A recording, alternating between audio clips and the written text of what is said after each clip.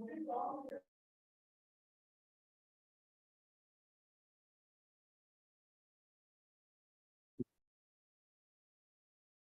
أعوذ بالله من الشيطان الرجيم بسم الله الرحمن الرحيم الحمد لله رب العالمين الصلاة والسلام على رسولنا محمد وعلى آله وأصحابه وأتباعه وسلم. Assalamu alaikum wa rahmatullah. So this is our second discussion on magic. As it was asked, what is black magic and whatnot. So we talked about it last week, a very quick recap. So at the beginning of our first discussion, we listed potential questions that you have about the topic of magic. So these are the questions that were asked. What is magic?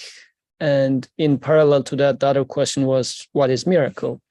Or how are the two different? What does it mean for being possessed? Or how do you get healing or reversing magic? So then there was this similar thing about evil eye. How is magic made? What is the origin of magic? How does it influence me if God is the creator of all things? Can it influence me? Or is there bad magic, good magic? So these were the type of questions. And then there's this jinns, business of jinns. What is that business? These were the questions that we listed last time. Anything else you would like to add to this list of questions? And before I get further, for the last week's discussion, remember we were talking about the verses from Surah Al-A'raf, and our discussion was mainly based on where Quran mentions magic the most, which is the story of Musa alayhi salam. So we started from there. In the light of our past week's discussion, do you feel like did we answer these questions, or what do you think? A few of them we didn't go into it very deeply, like jinns. Yeah, we didn't talk about jinns. We didn't talk about evil eye explicitly. I think the distinction of magic and miracle was clear. Okay, magic and miracle. Okay, so in this sense, what is your take from last week? When we say what is magic? Magic is basically a trick, and it will affect you if you are ignorant.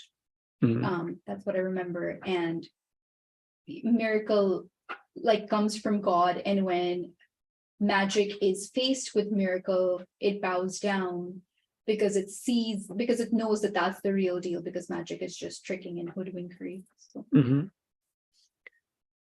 Makes sense. And practically, that definition, does it solve some of your practical questions about magic? And by that, what I mean is, because we talked about different flavors of magic last week, right? And maybe we spent the most time when talking about how today, as Quran is describing how Pharaoh was utilizing his magicians to exert power and fear, they enchanted the eyes of the people and struck them with awe, and produced a mighty sorcery. So back in the day, or at least as the story goes, Pharaoh used magicians to exert power and authority over the people. And today we talked about how rulers or states are utilizing different type of magicians to exert power over the society. And there are things that we are afraid of even thinking about, or even we don't have any opinion about the matter, because we say whatever the magician says is the truth. So we don't have any authority, really. These are the guys who set the tone. We talked about that too. So this being said, and I was quoting mostly today's scientism, as I would like to put it. Scientism meaning science tells the truth about anything, that attitude.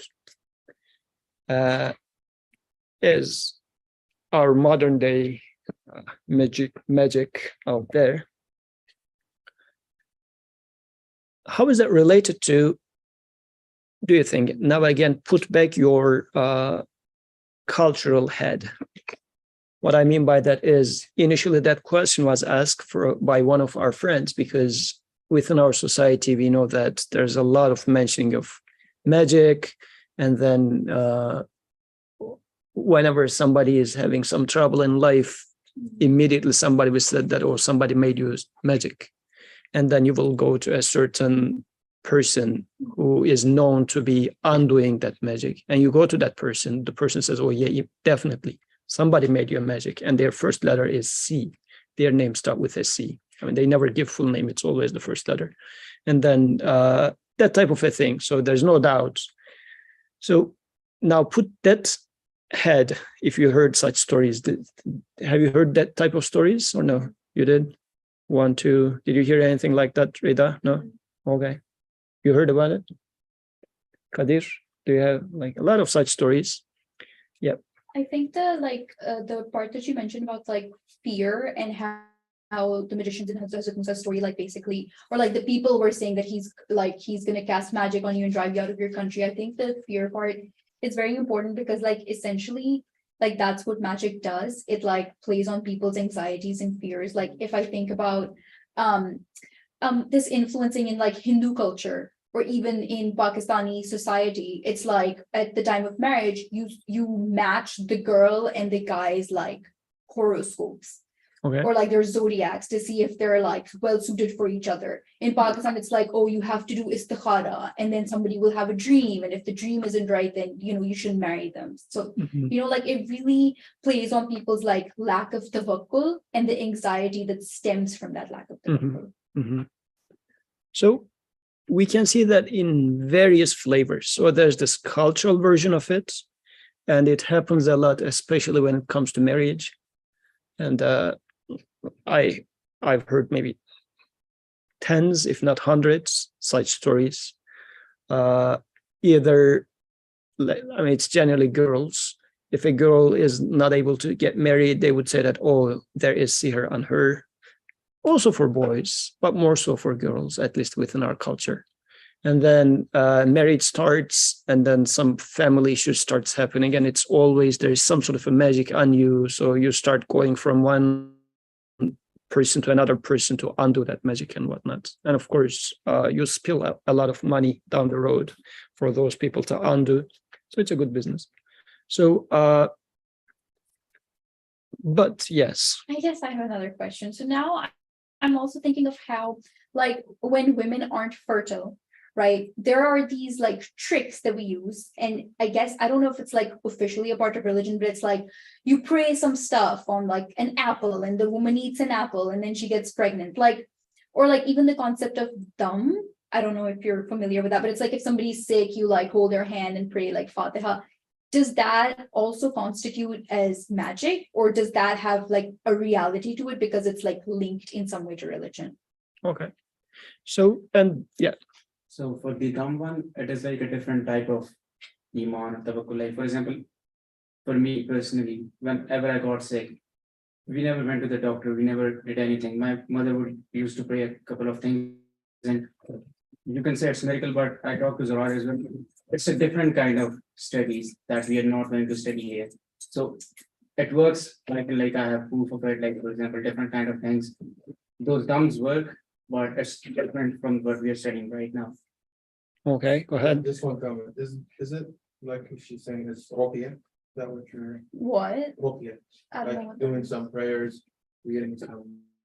I think that's a little different. Is Like, Ruqya, a lot of times you hear in the concepts of when people believe someone's like possessed or like there's an animal in them. Actually, ruqya is just for protection. Yeah, but some people do it when they're like, oh, they think someone's like possessed. Mhm. And what she's talking about is like maybe when your mom is like rubbing your head when you're sick and just like saying Fatiha over you.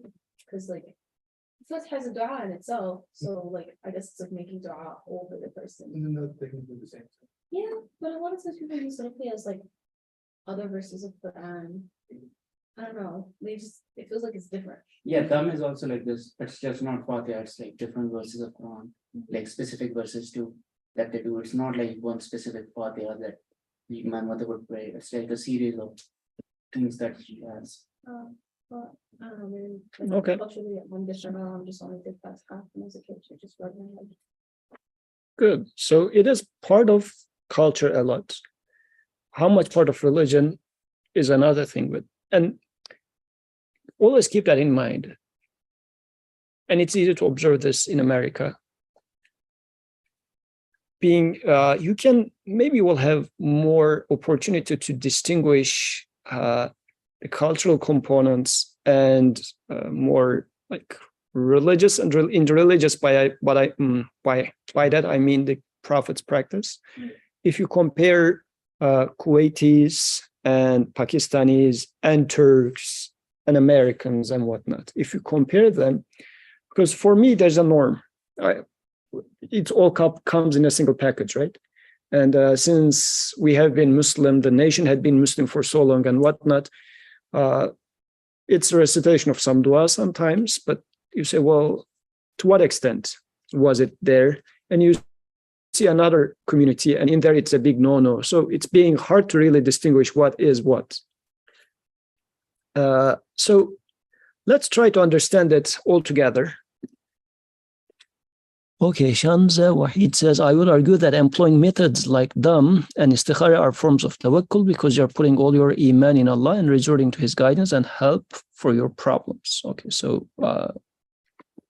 this is like making it as a supplication, as a taking it as a dua. Good, might be. So I don't know exactly what that is, but I can relate to. I have heard something similar, and also we will talk about it actually because for magic. We are suggested to be reciting, or let's say the remedy for magic is Falaq and Nas, the Mu'awwizatayn. So Prophet also suggests us to recite these two surahs, but what shall we get out of that? Like other than just repeating the words and making the sound of the words, what does the meaning of those verses have something to do with that problem? This would be my main focus. Because the other one is an unknown to me. You can practice it, you can get some benefit from it and whatnot, but this is an unknown territory, so I don't want to make any comments pro or like against it, because I don't know. Why shall I make comments about things that I don't know, right? So, but at least for that part of it, a good portion of magic, let me put it this way, so as not to use an exclusive language, a good portion of magic is really coming from my ignorance, me not knowing what's going on, me not knowing the truth of it, and then just putting you into awe and putting some unreal power on you. Like you submit to me because I put you into a fearful position, like as if you ask something and I answer questions. Actually, there was such a person at some point. So they would come and tell to you dua things I don't know. And I said, oh, you and Qadir were talking something like this yesterday or something. I just imply as if I know something that I was not supposed to know. And Allah says, wow, I mean, this guy knows it, right? And eventually it turned out that the guy was listening to everybody's phones. So this is how it turned out in our side. But by this, people were fearful of him because now he was somehow hearing everybody's words. So, and this imposes power over them. So this becomes a thing. But the reality was, in that case, the guy had really a nice infiltrated system. And I mean, that group was listening to everybody's phones and whatnot. Anyways, it was a political power. But this really had been something. And even I heard such extraordinary stories for that person. Anyways, I'm not going to get into that. But so I would say collective insanity was there out of this ignorance. So really, knowledge, expels most of it, if not all of it. And what is knowledge, though? By this, do I mean that, oh, let's go and study the secular sciences so that we will realize that this is nonsense? No, the thing is, we will need to understand what is the truth, what is the point of this existence, why we are here. This is why Revelation is going to answer those questions. So this is the first part. Now, so keep all those questions in mind, because I'm not directly giving any answer as my usual. I'm hoping that you will find answers here and there within these discussions. And actually, by that, I would like you to develop this sense of finding answers yourself, because otherwise it becomes like spoon feeding, and it becomes my authority, and I'm not a person of authority really, because I don't have any authority on that. Just I'm sharing whatever I find convincing to me. You have the right to ask questions or reject and everything. That's totally fine, and it should be there, because we need to become students of Quran and Messenger individually as well. Okay. So this is another verse from Surah Al-Baqarah. I will take from one verse before. وَلَمَّا جَاءَهُمْ رَسُولٌ مِّنْ عِنْدِ اللَّهِ مُصَدِّقٌ لِمَا مَعَهُمْ نَبَذَ فَرِيقٌ مِّنَ الَّذِينَ أُوتُوا الْكِتَابَ كِتَابَ اللَّهِ وَرَاءَ ظُهُورِهِمْ كَأَنَّهُمْ لَا يَعْلَمُونَ. And whenever a messenger from Allah came to them, confirming what they already possessed, like there's already a message sent to them before, now another messenger comes and confirms what they already have at their hand. So they were already warned before. They were already knowing about the Creator before. Now another messenger comes and confirms whatever is at their hand. A party of those who had been given the scripture flung the book of Allah behind their backs as if they knew nothing. So that's an interesting thing. Like within the context of this, if you take it exclusively historically, you will say that, oh, this verse is talking about Jews. Muslims are reading that book. You are reading that book. I am reading that book. So yes, there is an aspect of it that looks to Jews. But what I should be more concerned about is, why does my Creator talk to me about Jews? Is it talking to the Jew in me? Should be my concern. Like, for example, sometimes we say that, look at Usama, he's like a lion. Like, he's a human, he's not animal, right? When I say he's like a lion, what do I mean? Well, he is brave, he is strong, right? So if I say there's a lion in there, I don't literally mean there's a lion, but an aspect of lion is there. This is what I mean, right? When I say the Jew there in you, then I should say, well, he's not a Jew, he's Muslim, right? What do I mean though? Or if I say, oh, the Christian in you, or if I speak to you as if I keep giving you examples of Christians, Jews, which Quran does a lot, what does Quran mean by that? That should mean there is an aspect of Jewness or Christianness that Quran is talking about them and says that you have that in you, or you might potentially have that in you. This is how I can benefit from it. Otherwise, if Quran is talking about Jews over there, Christians over here, and then, oh, we are the saved people, Muslims, how much do we benefit from that? It's just a confirmation, and you're just feeling more secure because you're not one of them, or you think you're not one of them. So it's not really beneficial in this case. So that's why this verse is speaking to me. I should ask the question, am I given book? Yes, I am given book, right? And another messenger comes to me. Messenger in here does not necessarily need to be a new prophet. It might be that I am now hearing a student of prophet coming. That's if Sahaba was coming, or if a scholar was coming and whatnot.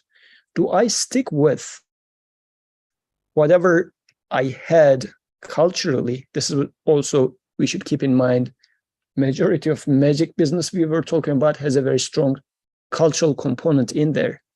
Do I throw it away and I reject the messenger that comes? Because this is a very important topic. We will not get in depth into it, but really we should think about it. In Quran, Jews are mentioned as they killed the messengers that came to them. what is your attitude individually towards messengers? Do you kill them or do you listen to them? Well, Prophet Muhammad has said, well, I'm already passed away, so it's not possible for me to kill any messenger, really. Or is it? Like in your world, do you pay attention to that person or did you kill that person? So these are very important things to keep in mind, because like culturally, if you go to any houses in Turkey, Quran, you will find that it is like at the very high shelves and very perfectly secured. So it's highly venerated. Or if you don't open the cover of that book ever, never try to understand it ever, is this really veneration or is it just putting it to exile and torturing it? So it might be that in my world, apparently I am venerating the messenger a lot and whatnot, but I'm making it so high and so inaccessible that I'm not really listening to anything. It becomes unrelatable, like doesn't have any aspect in my life, for example. These are different ways of killing messengers. I might be killing messenger. So that's why when Quran mentions Jews killing their prophets, I should take it to myself. How do I treat messengers? Okay, so that's why this is another topic, but should be something that we are thinking about. And I mentioned this because now it's mentioned in that context. When you go to the next verse, this is the main verse about sihr. So, وَاتَّبَعُوا مَا تَتْلُو الشَّيَاطِينُ عَلَى مُلْكِ سُلَيْمَانَ, they followed what evil ones gave out against the power of Sulaiman. وَمَا كَفَرَ سُلَيْمَانُ وَلَكِنَّ الشَّيَاطِينَ كَفَرُوا يُعَلِّمُونَ النَّاسَ السِّحْرَ وَمَا أُنزِلَ عَلَى الْمَلَكَيْنِ بِبَابِيلَ هَارُوتَ وَمَارُوتَ. The blasphemers were not Solomon, but the evil ones, teaching men magic and such things as came down at Babylon to the angels Harut and Marut. وَمَا يُعَلِّمَانِ مِنْ أَحَدٍ حَتَّى يَقُولَا إِنَّمَا نَحْنُ فِتْنَةٌ فَلَا تَكْفُرْ. But neither of these taught anyone without saying, we are only for trial, so do not blaspheme. فَيَتَعَلَّمُونَ مِنْهُمَا مَا يُفَرِّقُونَ بِهِ بَيْنَ الْمَرْءِ وَزَوْجِهِ. They learned from them the means to sow discord between man and wife, or between spouses. Well, man and wife, not mar'a, right? Okay, man and wife. وَمَا هُمْ بِضَارِّينَ بِهِ مِنْ أَحَدٍ إِلَّا بِإِذْنِ اللَّهِ. But they could not thus harm anyone except by Allah's permission. وَيَتَعَلَّمُونَ مَا يَضُرُّهُمْ وَلَا يَنْفَعُهُمْ. And they learned what harmed them, not what profited them. وَلَقَدْ عَلِمُوا لَمَنِ اشْتَرَاهُ مَا لَهُ فِي الْآخِرَةِ مِنْ خَلَاقٍ. And they knew that the buyers would have no share in happiness of the hereafter. وَلَبِئْسَ مَا شَرَوْا بِهِ أَنفُسَهُمْ لَوْ كَانُوا يَعْلَمُونَ. And while was the price of which they did sell their souls, if they but knew. So how bad is what they sell their self for, if only they knew. So this is, let me tell you the historical interpretations of that verse first. So they say when Messenger ﷺ came to Medina and started Quran talks about Sulaiman, and then the Jews said that, well, Muhammad knows wrong because Sulaiman was not a messenger, he was a magician king. So and then those verses are now saying that no, Sulaiman was not a magician. That's why it's وَاتَّبَعُوا مَا تَتْلُو الشَّيَاطِينُ عَلَى مُلْكِ سُلَيْمَانَ. So power of Solomon, the kingdom of Solomon. About the kingdom of Sulaiman, they said he was a magician king. This is where his power was derived from magic. But messenger was saying that no, he's a messenger, he's not a magician. And what he showed was miracle. It was not magic. He was not tricking people. So generally this in the interpretations, you will find that aspect of it, which must be true, like there's one aspect of it. But again, my creator speaks to me, so how I can make it relatable to myself becomes my thing. Otherwise, like taking it as such, why I'm being a little critical about taking this aspect exclusively, let me also say a few words about that. Because actually, I was talking about this with another brother. Yeah, this parenthesis might take a little longer, but I think it's necessary. I will open another small parenthesis here. Why would you study Arabic? Why would you study how to recite Quran better? Why would you study history of Islam? Today, I'm asking it about today. If it is coming from a need, I respect that, and it will be beneficial for you. By need, I mean, I want to understand Quran, let's say, let's talk about you learning Arabic. Why would you like to understand Quran? Because I have a lot of troubles in life, and I would like to get to know what my creator, how my creator is, guiding me through the life. That's a very legitimate reason. But if learning Arabic has something to do with, I'm going to throw a few Arabic word within the sentence, and then people will start thinking that I'm good. Nobody explicitly does this, but internally, this is a question you need to ask to yourself. Of course, you would say, of course, I don't do that. But honestly, question yourself. My ego, is it willing to learn Arabic because it sounds cooler? And whatnot. This is another thing, because especially in today's society, like actually I was,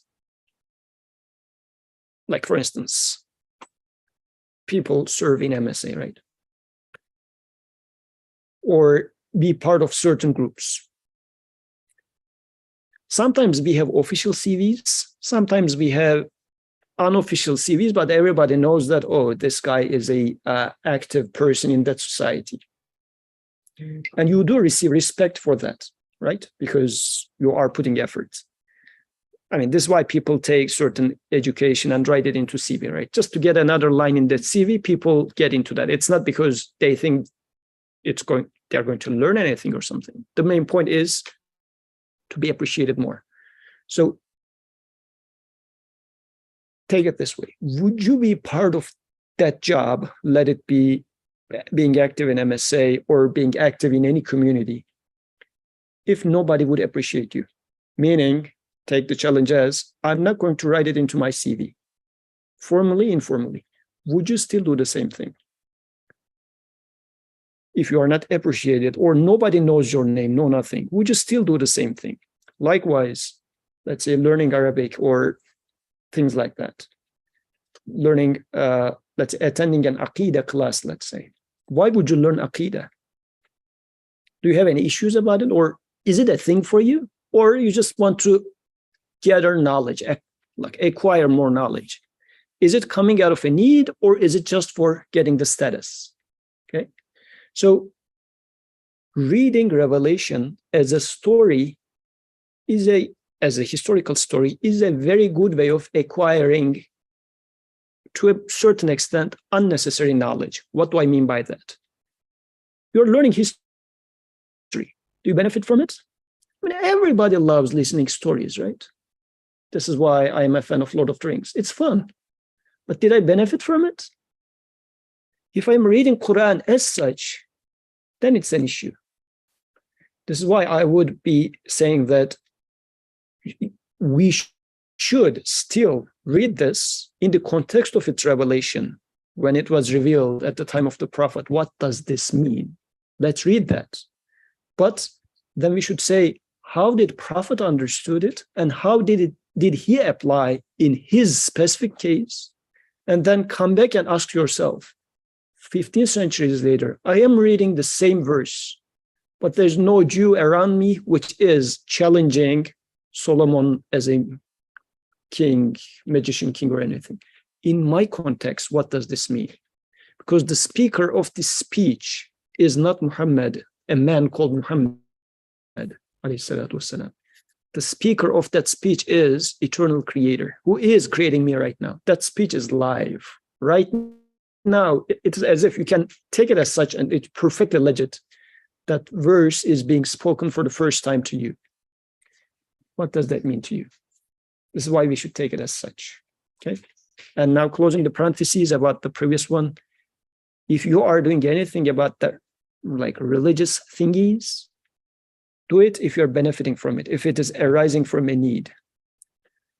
Because in today's society, consumables, well, is it going to make me look nice? If this is the purpose, you better not do it. You better not learn that Arabic if it's going to increase your ego. Because it's not serving you. Like you're not understanding Quran any better because it's not translating into your life. It's just increasing your ego. If it is, then maybe learning that Arabic might be harming you. Or if reciting Quran better makes you like grows the feeling of, well, I'm going to become the Imam in Taraweeh and I'm going to make a nice recitation. If this nice feeling is there, this is a red flag. This shouldn't be something like reciting so that like people will appreciate me, sort of. Generally, this is an unspoken feeling in there. Just check your feelings. If this is the thing, maybe then you shouldn't learn how to recite Quran beautifully. I know this is a very bold statement, but I think this is very important. Yes. Well, maybe the initial, let's say if there's the initial intention, it's clear. It's a good intention. Like I'm learning how to read Quran to learn from the Quran, to recite it beautifully, not for other people, just for the relation between me and Allah, right?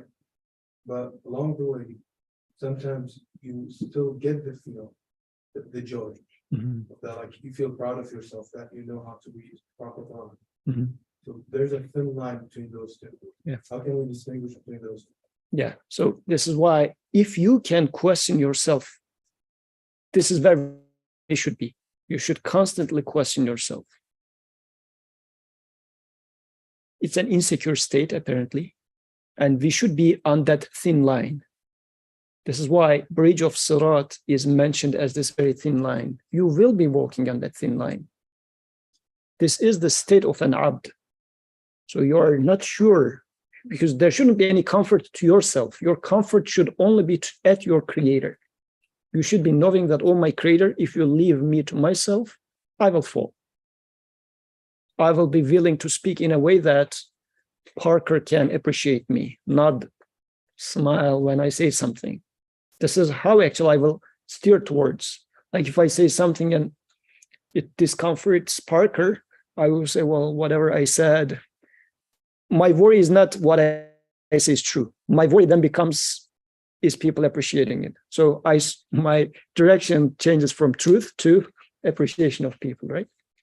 So I should be uncomfortable at that moment throughout my life. That discomfort is a good thing. If you are starting to feel comfortable, this is a problem. Yeah. Can we look at it from the different perspective that people do judge? What about those people?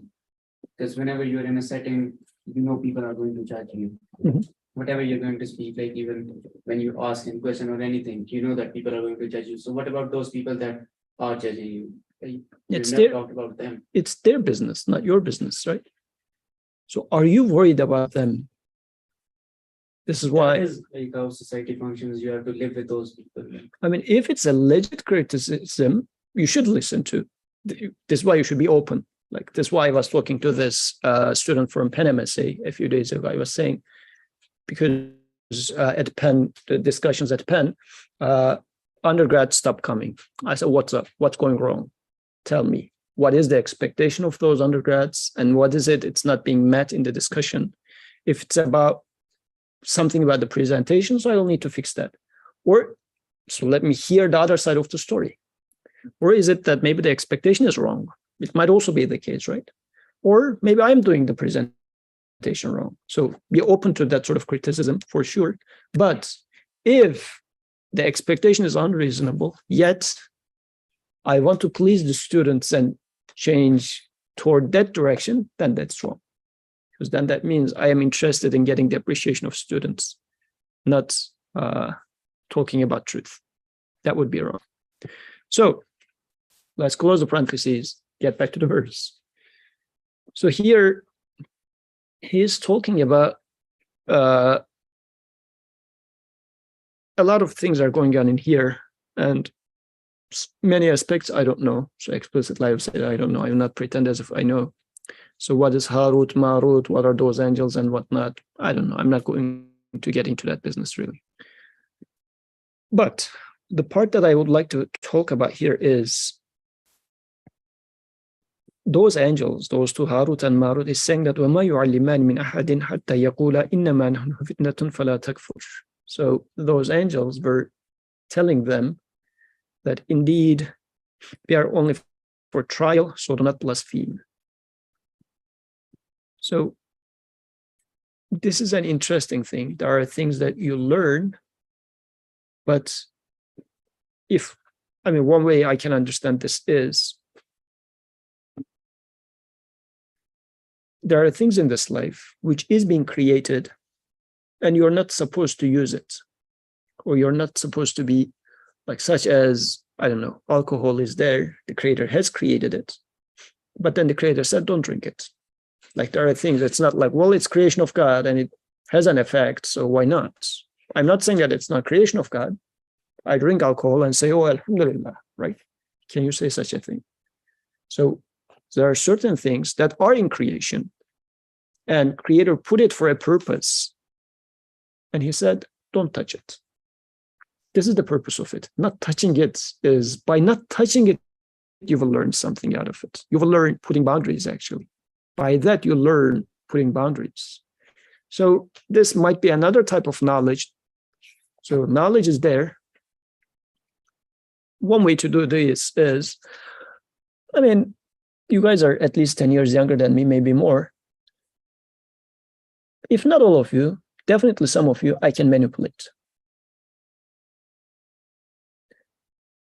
But this knowledge, shall I use that knowledge? I shouldn't. Like, if this is a knowledge, and manipulation is also a sort of magic, I would say. You don't know what's happening, but by just putting a few words here and there, you would think that you are making that decision. But actually, let's say I do see some tendencies in you personally. And I said that, how shall I exploit that? And then I put a few ideas over there, or as if mention it in the sentence, pretending as if, like, I look at Rida, but actually I'm speaking to Usama right now. I don't know, something like this. Then tomorrow Usama thinks that he made a decision, but actually it was my manipulation, right? Could happen. This is a knowledge that shouldn't be used. So this is one way I can understand this verse. So they would say that we are only for trial, so do not blaspheme. Because what happens if you are starting to knowingly do that, what's happening is you might start thinking that, oh, I have control over people. See? So I am pulling the strings of people and doing things over them. And I think this is a very active version of magic that's out there. And actually at the global level, this is being done. All those media is actively putting a few small ideas here and there. You don't even realize, but many of the things which was impossible to even imagine 30, 40 years ago now became the norm. How come this happened, right? By just throwing here and there a few seeds, it flourished to become the norm now. So in general, media is mass manipulation. It is being used. And it's a power. Like, especially, it's also the case here. Why do you think those bosses of the media are so strong in each country? Is it very profitable? Like, is the business of running a TV too profitable, do you think? Is this the case? My father used to run a TV in our local city. It's a business that bleeds money. Like, you don't earn money. You don't make money by running a TV channel. But everybody is afraid of you. So you can do many things since you are the boss of that TV. You become the boss of that city. You can get into any, you can get some other contracts. You get into that contract, they give it to you because like they're afraid that tomorrow you're going to make a news about them. So by manipulating people and whatnot, It's a power. Why? This is the power of manipulation, right? But this shouldn't be used. The Prophet did not manipulate people. He showed them truth. And then you leave decision to that person, but you are not manipulating people. So a good portion of magic is manipulation. And I think this is what's going on in here, as far as I understand, or at least this is a clear magic right there. There might be many more other magics, but I know that this is right there and it's very easily practicable and it is not good. You shouldn't be doing it. I shouldn't be doing it. They learned from them the means to sow discord between man and wife. Like that example being put in here as an example of magic is interesting. And probably you have seen it in your families too, but like eventually once you get married, you will see it too. Sowing discord between husband and wife. Very easy. And just making a comment about each other.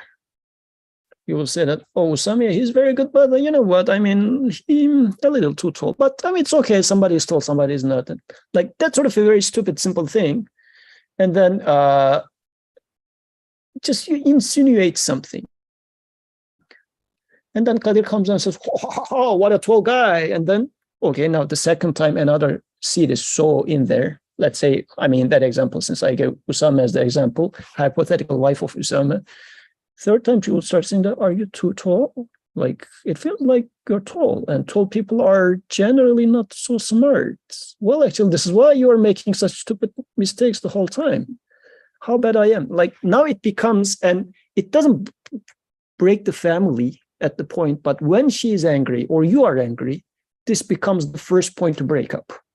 Then people will start saying that, oh, the tall guy, like this, where did the tall came from? Just a few people saw that seed in there and it became a weak spot.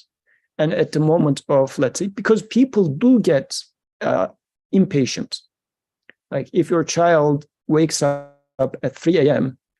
and then you just turn the other way and now wife needs to go and pick up the child, it increases the level of anger, whoever does it. I mean, this is happening a lot nowadays. Ali wakes up at night and who is going to pick up Ali? Me or my wife, right?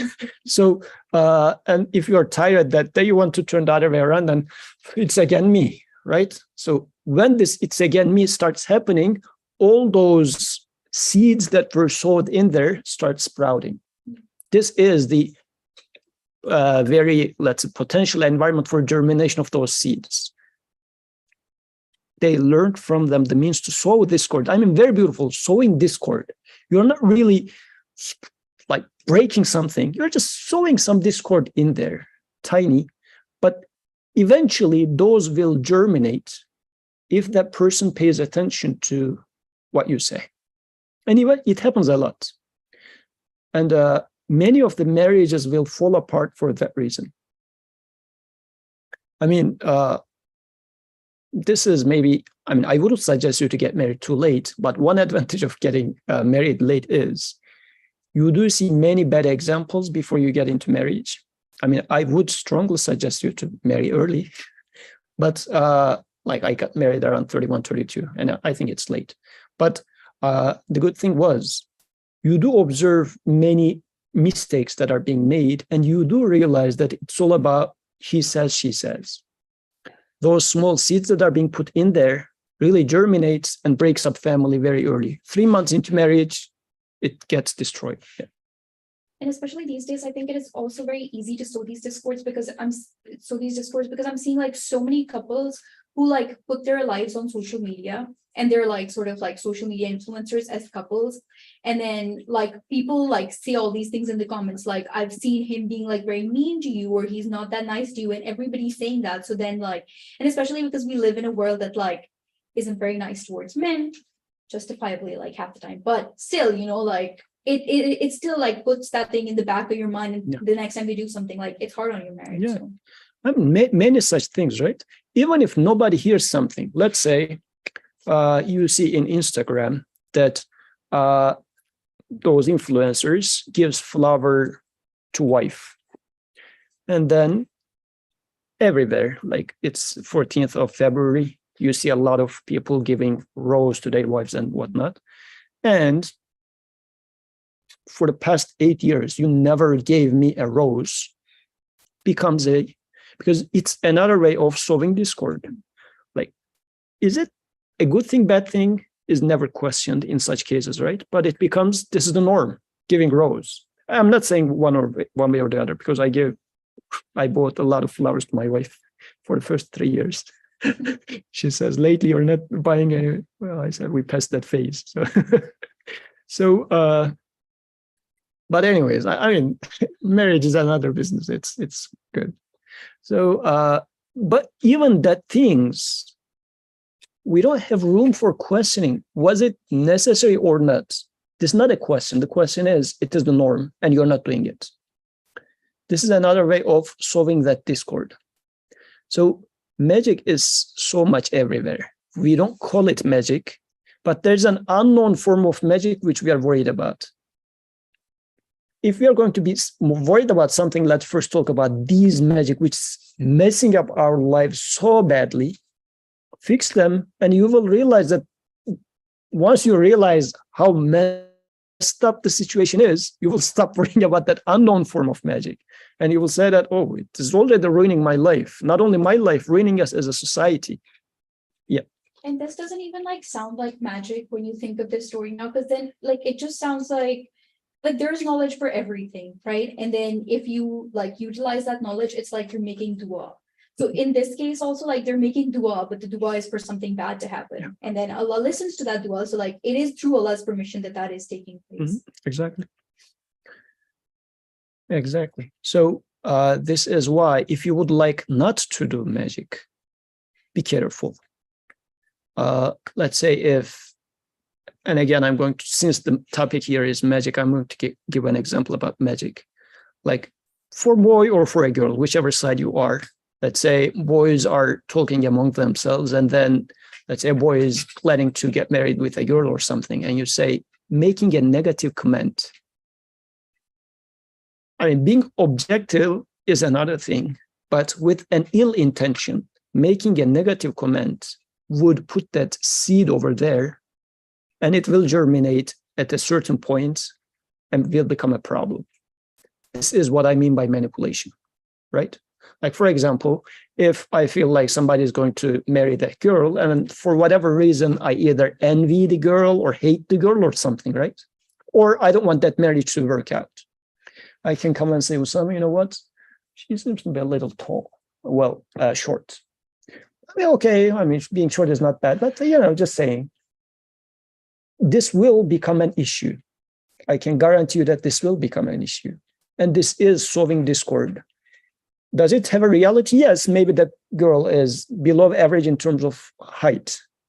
But does it mean anything? Like being tall or short, does it have any value? No. I mean, in terms of personality, does it have any value? No. Then why are you making that comment? I know why I did that comment, actually. Because I know that by making this comment, which message? Let's try to open up that message. What I'm saying is appearance is important. And if you're a tall guy, this girl is short, and when you two are walking down the aisle, people will look at you in a weird way. You wouldn't like to be mocked, right? So you wouldn't like to be seen with that person together. What message am I giving? Appearance is important. Is appearance really important? What is the purpose of marriage? Is it for people to show off? Like, are you showing off with your wife, or your wife is showing off with you? This is totally missing the point, actually. But by making that comment, I also instilled that message into you that appearance matters. So it is a total messed up comment was mine if I were to make such a comment, right? So I shouldn't be doing that comment with such intentions.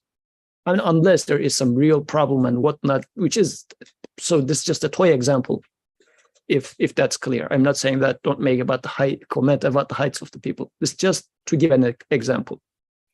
So it becomes a sort of magic. People made such comments about in my case, and I do see when those feelings germinate. So the examples that I give you is not out of nowhere. I do see how it could have influenced my life as well.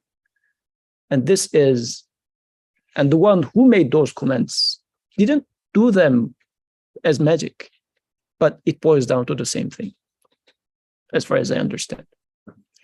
This is why when you come to here, these are two, Al-Falaq and An-Nas, the two chapters. Qul a'udhu bi rabbil falaq, say I seek refuge in the Lord of the daybreak. Min sharri ma khalaq, from the evil of that which he created. Wa min sharri ghasiqin idha waqab, from the evil of the darkness when it is intense. Wa min sharri naffathati fil uqad, and from the evil of the ones who blow to the knots. Like they translate it as malignant witchcraft, but that's not what it is. So I should have paid more attention. It said naffathati fil uqad means like blowing to knots. So what does that mean? We need to talk about that.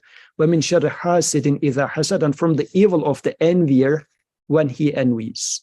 Okay, how does this surah now solves my problem?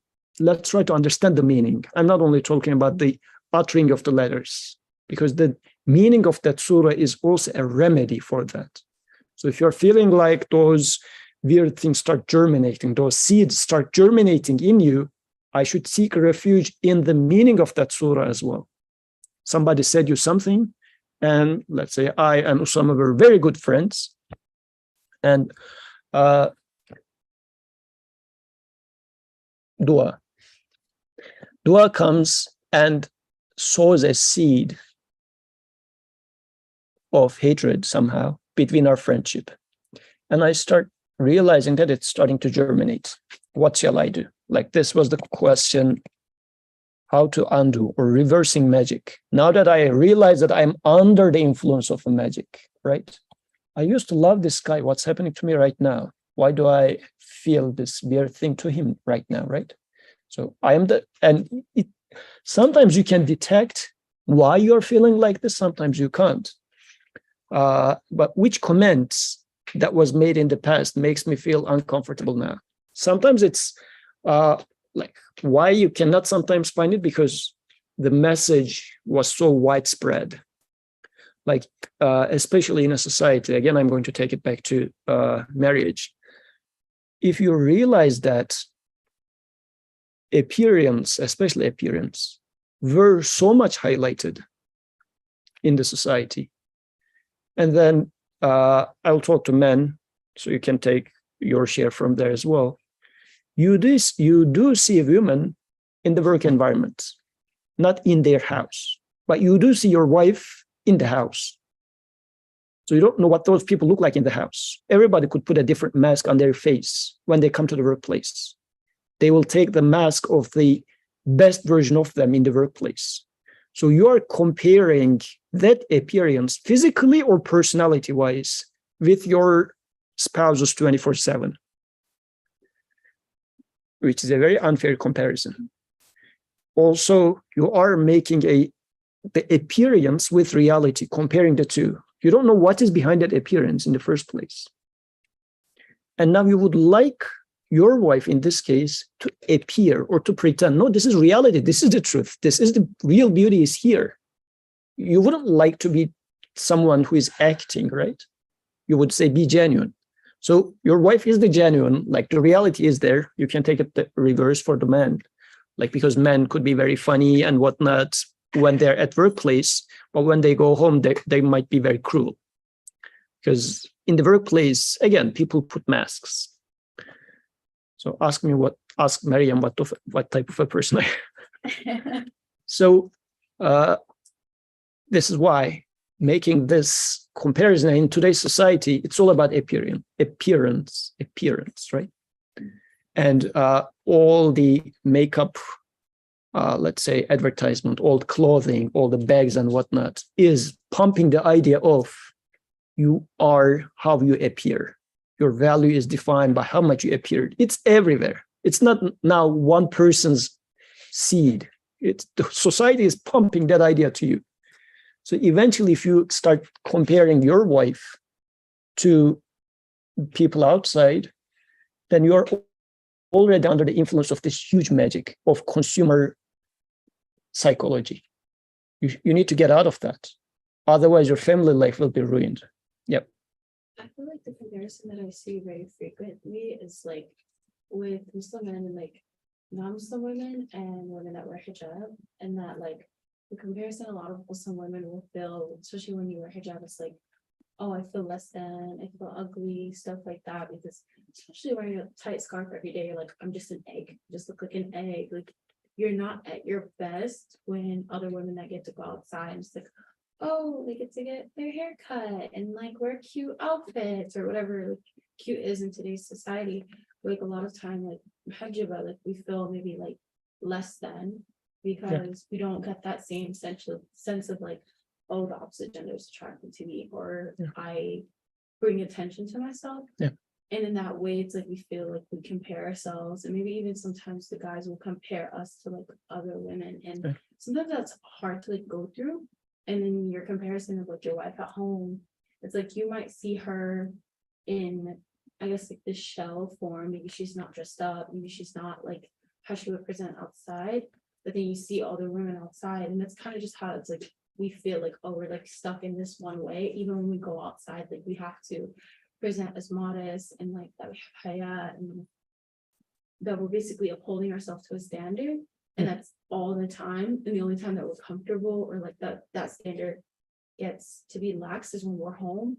And even then it's like, don't do too much, you can't be like this, especially when you're like young and you're not married. It's like, oh, I still have to be modest at home. I have brothers, I have my dad, I can't be like super comfortable. But then when you go outside, it's like, oh, put the clothes back up. And then other women get the attention or the attraction that you want. And if you would like to take it from the reverse, for boys, we do not feel that, but we should. What is modesty for us, right? So this is why we should be feeling that on our shoulders as well. It shouldn't be like, oh, like it's free for me. As long as I cover between here and here, it's totally fine and whatnot, right? Like, was Prophet just going with the short shirt out? I mean, so what is modesty for me, not only also physically in my mindset? So do I give value to this unmodest, this modest, whatever is the proper word, the opposite of it? So do I give value to that? I mean, of course, your nafs, your self, or evil commanding soul might get attracted to there, but like your soul is also attracted to, let's say, the best baklava or something, right? But if it's a lot of calorie, for example, you're stepping back, right? Other than your feelings, there is other mechanisms working in you, right? You're saying that, well, it's going to be dangerous for me if I take that much calorie, it's going to be dangerous, right? Something like that. So do I give value, or is this mechanism working in me? So these are all different things. And if I take it back to here, I am under that aura of appearance is the most important thing. And by using this, I might be making those unfair comparisons, and it might be ruining my family, sowing discord between man and wife. Since family is really the crux of the society, it's very interesting. Quran is mentioning magic in that context. So this is why, I mean, we can talk about many different magics, which we talked, but especially when it comes to family, why is that important? Because really, husband and wife is two humans. Many things are happening in there. So it's a very interesting dynamic that the Creator has created us in this weird way, really, like men and women. Why? Right? That it's a very interesting way of creation, really. And a good portion of your life of Miraj, since we talked about Miraj, ascending to the truth, will happen within that relationship, you learn a lot in that relationship about yourself, about your creator, about your purpose of life and everything. So sowing a discord in there is really spoiling the purpose of existence. This is why it's a huge crime. Like sowing discord between man and wife is such a big crime because it's spoiling the purpose. As if in your dorm rooms, if I put a, like, I don't know, what's the large TVs? 50-inch? So 60-inch. In every dorm room, if I go and say, as Drexel, we are doing a service to you guys, 60-inch TV to every dorm room and PS5. What would you say? Like, are you crazy? Students are in here to study, and now you're putting a PS5 and a huge TV to every room. You're ruining the whole university. You shouldn't be doing that, right? So sowing discord between man and wife is spoiling the purpose of existence, because this is a very important way of how you, I mean, today, as I was walking, sorry, I'm working. So I was walking to Juma. I was talking to a friend. Now he's living in England. I said, how are the kids? He says his older daughter is now 6 years old and her teeth started coming off. He said, man, it's so different. He says, with that weird creation, God makes you grow with your children in another way. Now you're, I mean, everybody experienced teeth coming off, but now you're looking at it from outside in a very different way. All those feelings are happening right in front of you. And now the creator is creating different feelings in you too. Sometimes frustration, sometimes mercy, all mixture of that. These are all messages to you. So you say, I mean, this is the purpose of creation, to go through those ups and downs of feelings with which you get to know your creator. So spoiling that is really spoiling the purpose of human being on earth. So this is why magic is, at the end, the buyers would have no share in the happiness of the hereafter. So that magic, spoiling that is such a big crime for that reason, because you are spoiling the purpose of existence. Sorry. You're good. I was gonna say, I was listening to someone who actually said that like Allah's first creation of man was Adam, which shows that like the fundamental relationship of man is with his creator. And then the second creation was his wife. So it wasn't like the second fundamental relationship isn't like his parents or his children, it's with his wife, because like he's supposed to learn more about the creator through that relationship. So that was that. And my second comment was about immodesty of men. So I completely agree. And I also feel like it really gives off a terrible image of Islam to other people as well, because like you will see like a Muslim man going to a beach in like just shorts, and then his wife will be in like a full burqa, and then everybody will be like, oh, like, so Islam just imposes modesty on women, like that's what haya means, and it's just such a wrong concept. So yeah. I'm gonna agree with that, because like it was something that I heard where this one guy at an event was basically saying like Muslim women have more of a responsibility to be the representatives of Islam. And I was like, where does that come from? Like the men are supposed to be the guardians of the women, so why do we have to compare our responsibility to hayat? Like, we're not compared to each other by gender. It's all of us just equally trying to attain Allah's love. And whatever we can do for that should not be compared with the next person or the next gender. It's like, okay, yeah, my impositions of hijab are different than yours, but it doesn't mean that mine is harder, yours is harder. We should both just in itself just try to attain Allah's love. That's all we can do, is attain Allah's mercy, and that none of us by only what we do will reach Jannah. It's only by Allah's mercy. And I hate that conversation, because it's like, you guys also have a responsibility. Sure, your hijab might be lesser in different areas, but like your character is also important. And we're told to lower their gaze first. So like it's both important for us to have our responsibility to have like a society that works, not just a society that compares one another. Oh, mine is harder, yours is easier, like that.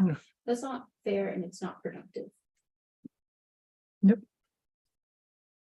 And we should be looking at these topics from where our creator is inviting us to look at, not where today's dominant culture wants us to look at. Because today the comparison is more about joy.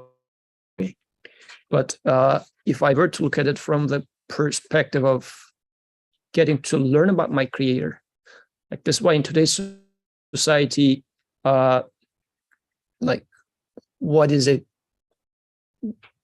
goal for male versus what's a goal for female in today's society? It's all about success today.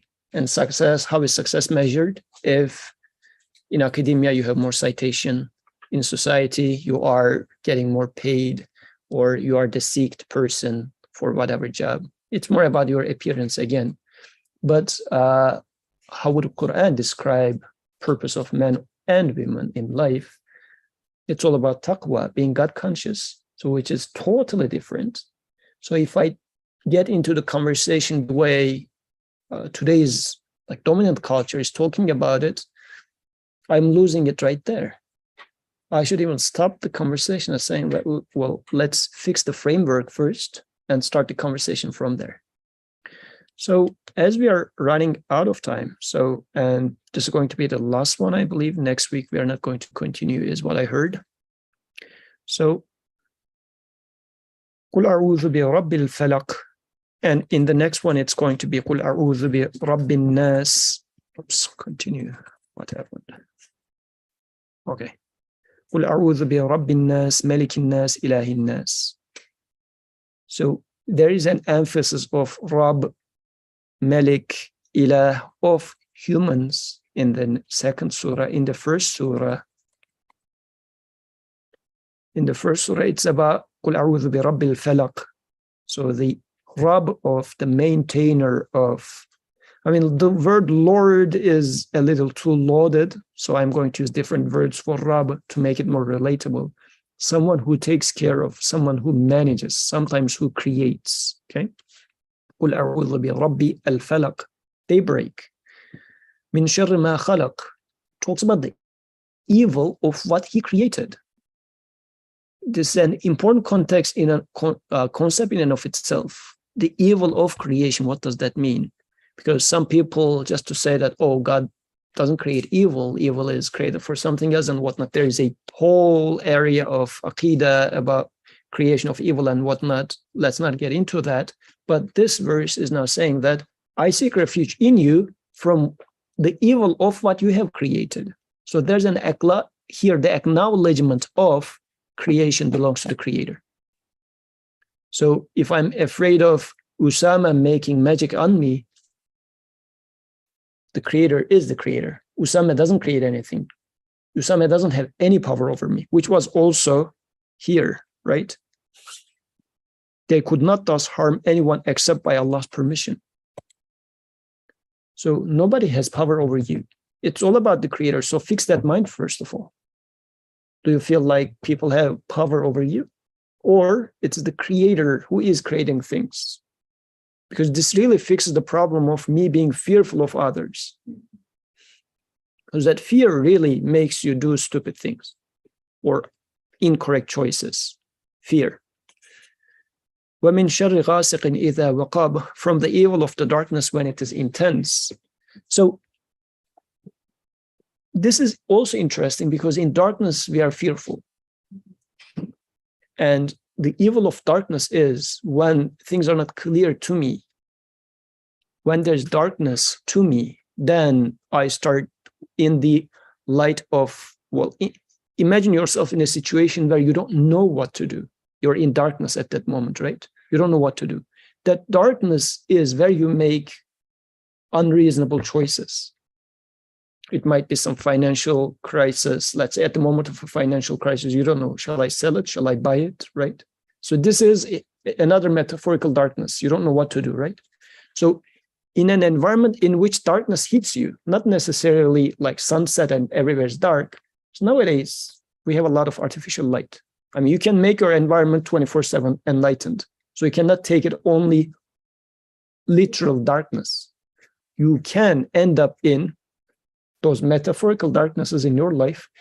What does darkness mean? You don't see light. You don't see guidance. Light means guidance. You don't see guidance. And in such moments, you are likely to make mistakes. This is why وَمِن شَرِّ غَاسِقٍ إِذَا وَقَبَ, from the evil of the darkness when it is intense. So I'm knowing that, oh, my Creator, if I fell into darkness, I'm going to mess it up. So keep me guided. Are you having that compass in you? Are you going to feel disturbed when you are in darkness? This is what that means. Like in a misguided environment, let's say you're in a friendship environment there, everybody talks about success, everybody talks about fun and whatnot. This is darkness, actually. Because nobody talks about guidance, nobody talks about truth. Who was it? Yeah, somebody last week was mentioning that. Oh yeah, a friend. He said that he was sitting in Starbucks, and some young people were just talking, and he couldn't help but listen. He's saying that it's all about, you listen to this, you play this game, you listen to that music and whatnot. So there's no substantial conversation even. It's all about nonsense stuff. This is such a lost position we are. And in such lost moments, what do? There's no purpose in your life. This is darkness. وَمِن شَرِّ النَّفَّاثَاتِ فِي الْعُقَدِ. This is the part that I would like to mention. We briefly talked about it last week as well. Blowing to the nuts. What does that mean? نَفَّاثَاتِ فِي الْعُقَدِ. Uqad is uqda, like nuts. Nikah is another aqd, another nut. You make an agreement with someone. It's called aqd nikah, like the nut of nikah. It's an agreement. Nikah is an agreement, simply.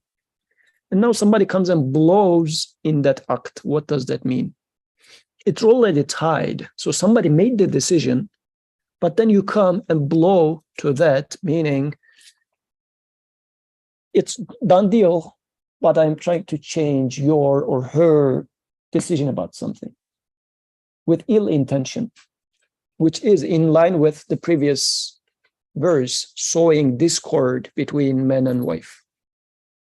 So nafathat fil uqad, and it's also interesting, the word nafath here, like blowing. Blowing is like, it's not slapping, it's not attacking with a knife or anything, it's blowing. With words, you say something in there. To manipulation at its utmost degree, right? Social media or media in general is also blowing to nuts. So you are changing people's mind, or trying to, with the words. Does it have any truth? So وَمِن شَرِّ النَّفَّاثَاتِ فِي الْعُقَدِ. Now I am speaking this. What does it mean? How is this remedy for me? Is be aware that there will be people who will be blowing to nuts. If you hear some word from someone, be aware that it might be such a word. Be vigilant. Do not take it as a friendly suggestion. It might be this whisper that blowing to the nuts that you have.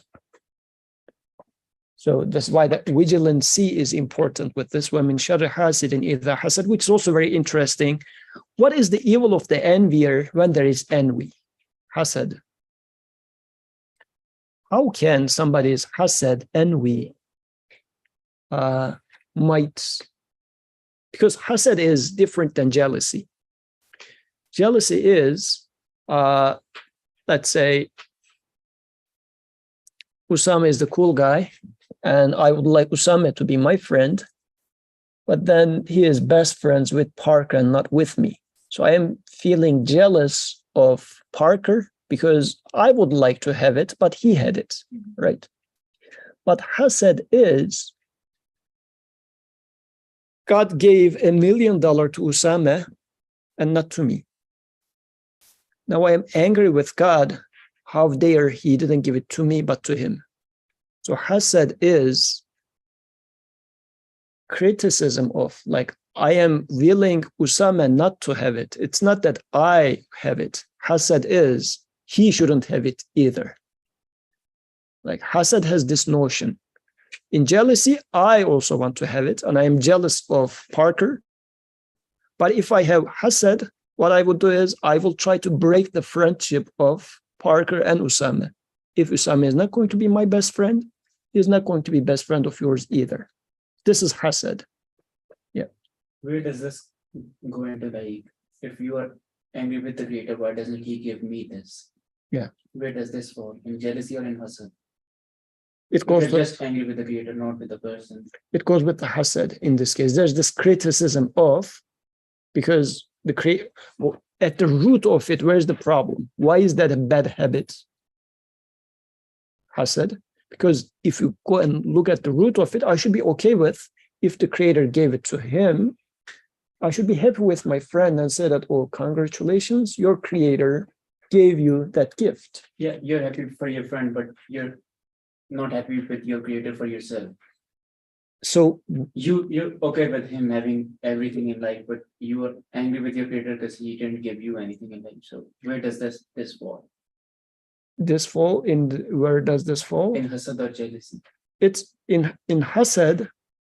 What's happening is God gave it to him, not to me, and now I would like to take it from his hand. If you look at it, what is the nature of that feeling? Why did he give it to him? You shouldn't have given it to him. Like, hasad is having this challenge to the creator in its root, actually. If we think about it, it's not a simple crime. Hasad is not a simple crime. No, but what about if you think like, what did I do wrong to not deserve this? Nobody deserves it. I mean, it's not, there's no, debt. Like, God is not indebted to anyone to give anything. He chose to give it to him, not to you. So it's about my wrong mindset, as if it's give and take. I paid something, now he should pay me back, sort of a thing. So it's my wrong perspective. Woman shara hasid in idha hasad is, again, this is that evil part of it, and seeking refuge to the creator from that mindset of envy. Because envy is such a diseased, really, perspective that it's really mixing up everything. Has no truth in it. There's no logic in it. Because the envious person is feeling like, I deserved something. God must have given it to me, and he didn't give it to me. Mistake one. Mistake two is, God gave it to that person, and now I would love to take it back from that person. I mean, what sort of a mindset is that?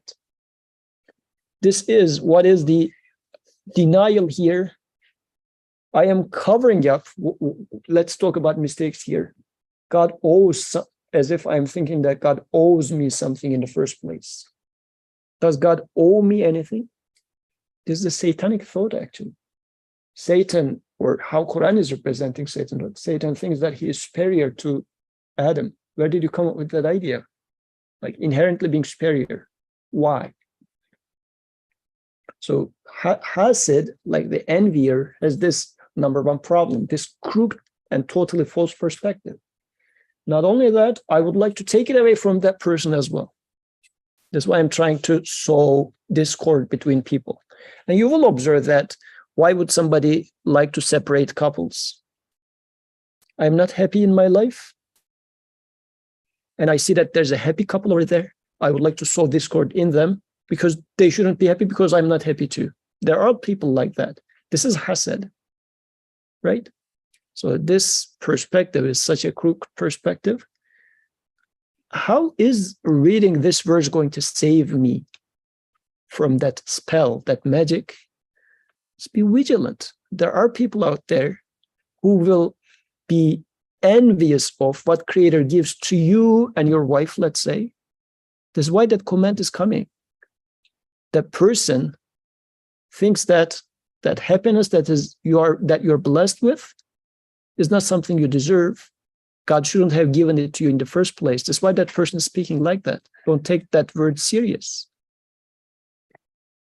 So this is why a golden rule for successful marriage might be a little deaf. Don't hear everything. Ignore some of the things. Let it be the society, let it be the friends, let it be parents sometimes. just be a little deaf. Don't hear that. Because it's not, I mean, there's no point of hearing it and fighting and whatnot. So just be deaf.